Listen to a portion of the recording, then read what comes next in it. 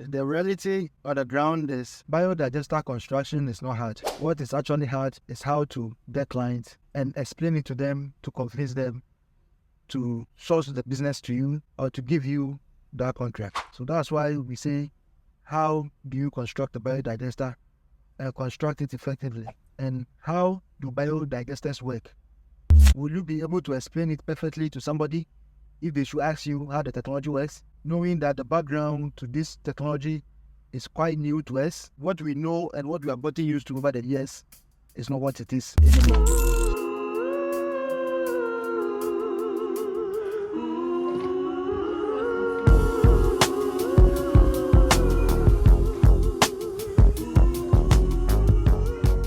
What are biodigesters and how do they work? So basically what we always say is that biodigesters are integrated waste management system, and they are used as part of treatment of toilet waste water. Traditionally, manholes and septic tanks and cupboards have been what we have used to treat toilet wastewater.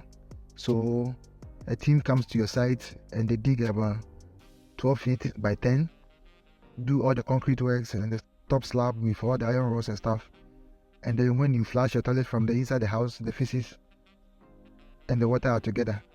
That was the problem, and that is still the problem.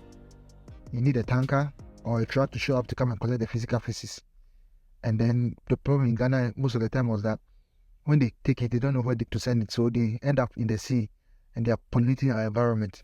But basically, when we talk about biodigesters, what we are saying is that these are simply on-site biodegradable toilet waste biodigesters that homeowners can utilize as an organic waste, particularly in animal and human excreta, to produce fertilizer and biogas. Biodigester can give you two outputs. It can be used as a human treatment option, whereby the human waste can be treated, and then the output can be fertilizer or something that you can use to probably do your farm works, or the output can also be a biogas. But in our case, and in the case of Ghana, over the past 6 years, 7 years that we've been using the biodegradable waste biodigester, what we have come to do is to use it for the treatment of human waste in place of the traditional septic tank and the covered system, KVIPs. And when you usually have these human waste treatment systems, especially the septic tanks or the traditional manholes that we had over the years, the human waste and the feces are all together in a holding tank, and then it can be there for a number of years. It could be depending on what type of septic tank that you have, and then after a time you'll be forced to have it dislodged. Dislodging means that you need a truck that comes and then have it physically removed and sent to a treatment plant or a treatment place, or simply dump at anybody's backyard. And that's what we have come to know over the years with some of these human waste treatment options that we have.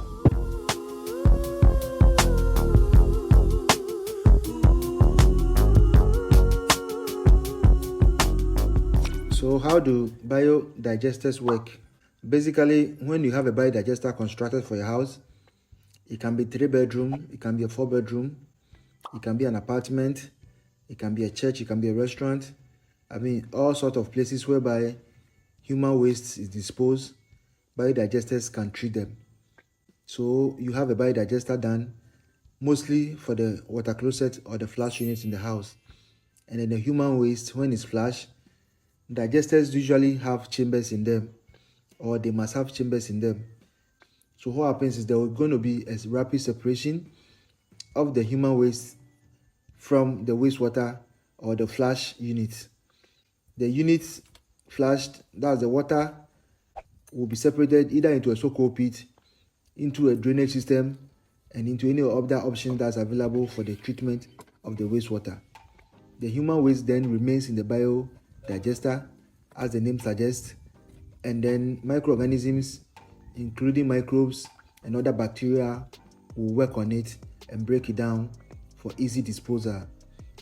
So sometimes people ask, why is it that you are using such a small tank for the digester?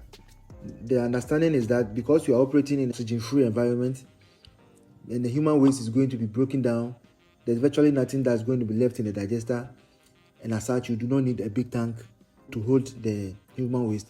because the water will be taken out and then stored or disposed of in a separate way. And the human waste that's basically left is what will be in the tank, and then the microorganisms are going to feed on it, and they are going to break it down into particles and for easy disposal in the near future. So a typical biodigester can last you 5 years, it can last you 6 years. Some might go as much as 10 years, depending on the lifestyle of the users of the property. When I say lifestyle, what I mean is there are some houses where you go, people do flash pampers, people flash condoms, people flash diapers, and those are inorganic materials. Those are not easily biodegradable. So some of those ones will have to be taken out, and sometimes they might clog the pipeways, which will render your biodigester ineffective. So the best way to use a biodigester is simply to flash the tissue paper, which is biodegradable, and then all other materials, which are inorganic materials, can be stored or can be taken out and put in a different place.